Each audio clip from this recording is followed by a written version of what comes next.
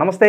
ఈరోజు మన స్టూడియోలో ప్రముఖ తంత్ర జ్యోతిష్యులు, జ్యోతిష రత్న, జ్యోతిష సామ్రాట్ చింతా రుక్మాన్ గదరావు గారు మనతో ఉన్నారు. గురుగారితో మాట్లాడదాం. నమస్కారం గురుగారు. మాతృదేవోభవ, పితృదేవోభవ, ఆచార్య దేవోభవ. గురుగారు, శ్రీ విశ్వావసునామ సంవత్సరంలో వృశ్చిక రాశి వారికి ఈ కొత్త సంవత్సరం అంతా కూడా ఎలాంటి ఫలితాలు ఉండబోతున్నాయి ఓవరాల్గా? ఈ 2025 విశ్వావసునామ సంవత్సరం ఉగాది శుభాకాంక్షలు వృశ్చిక రాశి వారు తెలియజేస్తూ, ఈ సంవత్సరం వీళ్ళకు ఆదాయం 2, వ్యయం 14, రాజ్యపూజ్యం 5, అవమానం 2 ఉంది. అంటే ఇక్కడ రాజ్యపూజ అవమానాలు, ఆదాయ వ్యయాలు చూస్తే ఆశాజనకంగా లేవు. అదేవిధంగా ఈ రాశి వాళ్ళకు ఒక బెనిఫిట్ ఏంటంటే అర్ధాష్టమ శని వదిలేయడం చాలా మంచి శుభ విషయంగా ఈ చెప్పచ్చు. అర్ధాష్టమ శని వదిలేగానే మనం ఎలాంటి రిజల్ట్స్ చూడొచ్చు అంటారు వెంటనే కూడా? అంటే పంచమ స్థానంలోకి శని ప్రవేశించారు. పంచమ స్థానంలోనే షష్టగ్రహ కూటమి వీళ్ళకి జరిగింది. పంచమం అంటే అదృష్టము, కులదేవత, సంతానము, అదేవిధంగా పూర్వజన్మ సుకృతము, ప్రేమాభిమానాలు, ఆకర్షణ, ఇష్టదేవత, ఇవన్నీ వస్తాయన్నమాట. కాబట్టి ఈ పంచమ స్థానములోకి శని వెళ్ళినా కానీ అంత కంఫర్ట్గా లేడు, అదొకటి. చతుర్థ స్థానంలోకి రాహు రావడము, దశమ స్థానంలోకి కేతువు, అష్టమ స్థానంలోకి గురువు. అంటే దీర్ఘ సంచార గ్రహాలు వచ్చి అంత కంఫర్ట్ అయిన ప్లేస్లో లేవు. అర్ధాష్టమిని వదిలిందనే కానీ అది పంచమ స్థానంలోకి వెళ్ళి షష్టగ్రహ కూటమిలోకి కారణమైంది. అంటే పంచమంలో మానసికమైన గందరగోళం, మానసిక స్థానం. కాబట్టి వీళ్ళు ఎంతైనా కులదేవత ఆరాధన ఎంత ఎక్కువ చేస్తే అంత బెటర్, విశేషంగా చేయాలి. కులదైవం కూడా పంచమ స్థానం వస్తుంది.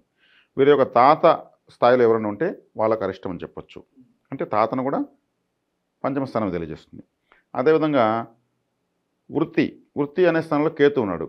కేతువుకి కర్మే లేదు, కర్మ లేని గ్రహం కేతు, అందుకే వైరాగ్యం. కాబట్టి వృత్తిలో వీళ్ళకి మార్పులు జరుగుతూనే ఉంటాయి.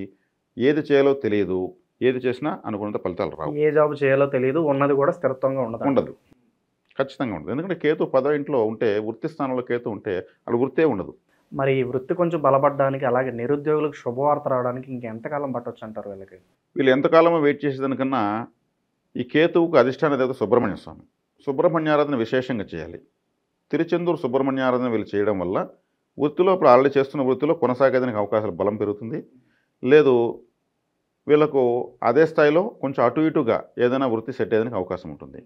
సుబ్రహ్మణ్య ఆరాధన చేయడం వల్ల 4వ ఇంట ఉన్న రాహువు శుభంగా మారుతాడు, 10వ ఇంటిన కేతు శుభంగా మారుతాడు, అష్టమంలో ఉన్నటువంటి గురువు కూడా వీళ్ళకి అనుకూలంగా మారుతాడు. అంటే ఈ తిరుచెందూరు సుబ్రహ్మణ్య ఆరాధన ఎందుకు చెప్తున్నానంటే, ఈ 4 గ్రహాలకు ఆయన అధిష్టాన దేవత తిరుచెందూరులో మాత్రమే ఆ బలాన్ని ఇవ్వగలుగుతాడు.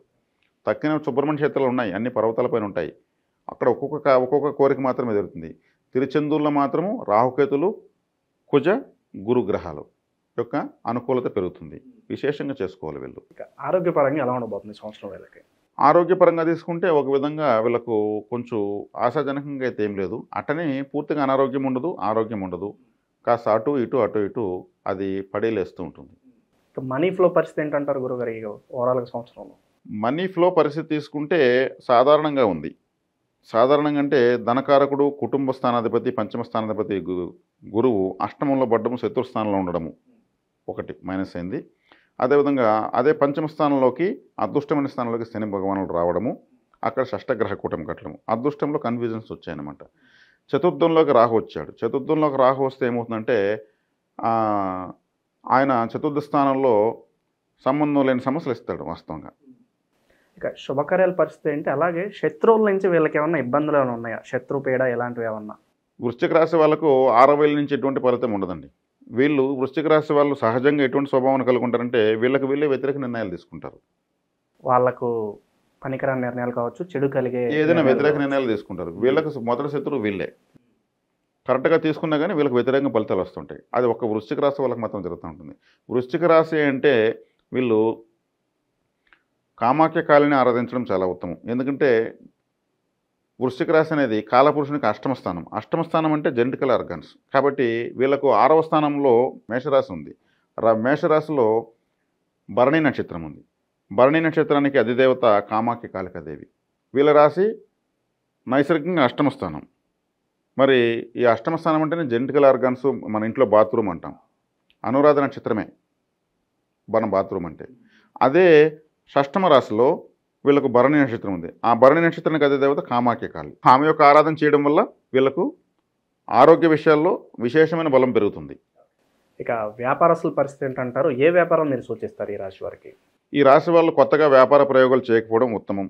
ఓ సంవత్సరం రోజులు ఉన్నది ఏమన్నా దాచుకుని ఒక రూపాయి అలా ఉంచుకోవడం. ఆచితూచి ఖర్చు పెట్టడం చాలా ఉత్తమం.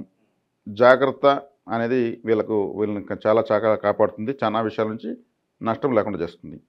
ఎవరిని నమ్మి డబ్బులు పెట్టుబడులు పెట్టకపోవడం మరీ ఉత్తమం. ఎందుకంటే ఇప్పుడు గ్రహాలు దుందుడుకుగా ఏదో ఫలితాలు ఇచ్చే పరిస్థితులు లేవు. అవి సాధారణ ఫలితాలు ఇచ్చే పరిస్థితులు ఉన్నప్పుడు వీళ్ళు అసాధారణమైన నిర్ణయాలు తీసుకోకూడదు. తీసుకోకపోవడం మంచిది. ఈ సంవత్సరం మనకు లీవ్ అనుకుంటే చాలు. ఆ రిస్క్ ఫ్యాక్టర్ అనేది తగ్గించుకోవాలి. ఇక విద్యార్థులు, ఉద్యోగస్తులు వీళ్ళ పరిస్థితి ఎలా ఉండదు? విద్యార్థులు తీసుకుంటే 4వ స్థానంలో విద్యాస్థానంలో రాహు ఉన్నాడు. ఒక డిఫరెంట్ నాలెడ్జ్తో వీళ్ళు ఎగ్జామ్స్ రాస్తారు. విద్యాస్థానం కుటుంబం మరొక విద్యాస్థానం అనేటువంటి ద్వితీయ స్థానాన్ని గురువు చూస్తున్నాడు. అక్కడ విద్యార్థులకు మాత్రం అన్యాయం జరగదని చెప్పచ్చు. చక్కగా వీళ్ళు పెట్టుకునే ఎఫర్ట్కి ఇంకొకటి ఏంటంటే విద్యార్థులు ఈ 4వ స్థానంలో రాహు ఉన్నప్పుడు ఏం చేస్తాడంటే ఒక సిండికేట్ అవుతారు పిల్లలందరూ కూడా ఎగ్జామ్స్ టైంలో.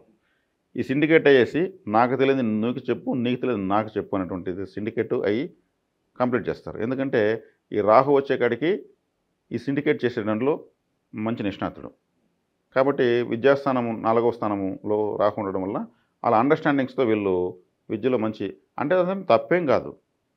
ఇప్పుడు ఎదుటి అబ్బాయికి తెలియదని అది వాళ్ళ ఆ ఏజ్లో వాళ్ళకు ఉన్నట్టు ఒక అండర్స్టాండింగ్. విభేదాలు పక్కన పెట్టి ఎగ్జామ్స్లో ఒకరికొకరు కోఆపరేట్ చేసుకోవడం.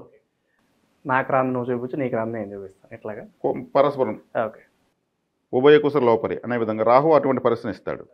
ఇక సినీ రాజకీయ ప్రముఖులకు ఎలా ఉండబోతుంది? పేరు ప్రఖ్యాతుల పరంగా ఎలా ఉండబోతుంది ఈ సంవత్సరం? సినీ రాజకీయ ప్రముఖులకు సినిమానికి సంబంధించినటువంటి గ్రహము రాహువే.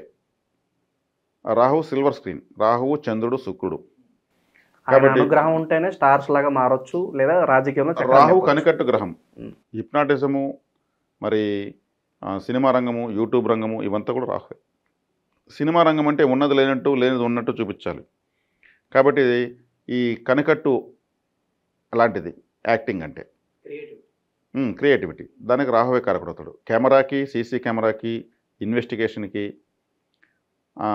నటనకి వీటన్నిటికీ రాహువే కారణం. కాబట్టి రాహు 4వ ఇంట్లో ఉన్నాడు. ఆ విభాగంలో వీళ్ళకు మంచి ఫలితాలే, సానుకూలమైన ఫలితాలే ఉంటాయి.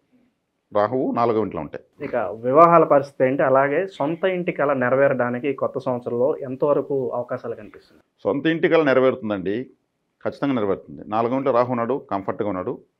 సొంత ఇంటికి అలా నెరవేరినా కానీ వీళ్ళు మాత్రం తృప్తి పడరు. ఇంటి ఇంకా ఏదన్నా బాగా లోటుగానే ఫీల్ అవుతారు. ఇప్పుడు ఇల్లు కట్టడం చాలా తక్కువ ఖర్చే. ఇంటి లోపల పెట్టే ఖర్చు అడుగున ₹1,00,000 ఖర్చు పెట్టచ్చు. అలా పెట్టాలనుకుంటారు. అప్పుడు వీళ్ళు పెట్టలేరు. నేను అనుకున్న విధంగా కట్టుకోలేకపోయాను అనేటువంటి అసంతృప్తి అయితే వీళ్ళకి కలుగుతుంది. సో కాస్త వేచి ఏమన్నా కొంచెం ఆర్థిక స్థితి బలపడ్డాక ఇవన్నీ ప్రయత్నించడం బెటర్ అంటారు. ఖచ్చితంగా అది మంచి సూచన. అలా ఆలోచించడం వల్ల వీళ్ళకు తొందరలో సంవత్సరం తర్వాత గురుబలము 9వ స్థానంలోకి వచ్చి రాశిని చూడడము అంటే ధనకారకుడు. అప్పుడు మేము అనవసరంగా అప్పుడు తెలియకుండా ఎట్టంటే ఖర్చు పెట్టేశాము, ఇప్పుడు మేము కానీ ఆ డబ్బులు ఇంకో రకంగా ఖర్చు పెట్టిన బాగుండేది అనే పరిస్థితి వస్తుంది. కాబట్టి వీళ్ళు ఆచితూచి వెళ్ళడం మంచిది గృహ నిర్మాణంలో కూడా. ఓకే, ఇక సంవత్సరం అంతా చేసుకోవడానికి వీలుగా అంతా మంచి జరగడానికి మంచి రెమెడీస్ ఉంటే తెలియజేయండి వీరి కోసం. గురు దత్తాత్రేయ ఆరాధన, అదేవిధంగా సుబ్రహ్మణ్య ఆరాధన, అదేవిధంగా వరాహస్వామి ఆరాధన, ఈ 3 విశేషంగా ఎంత ఎక్కువ చేస్తే అంత మంచి ఫలితాలు వీళ్ళు పొందొచ్చు. ఓవరాల్గా ఈ రాశి వాళ్ళకి సంవత్సరం అంతా కూడా ఎలాంటి ఫలితాలు ఉంటాయి మీ మాటలో చాలా చక్కగా వివరించారు గురుగారు. ధన్యవాదాలు.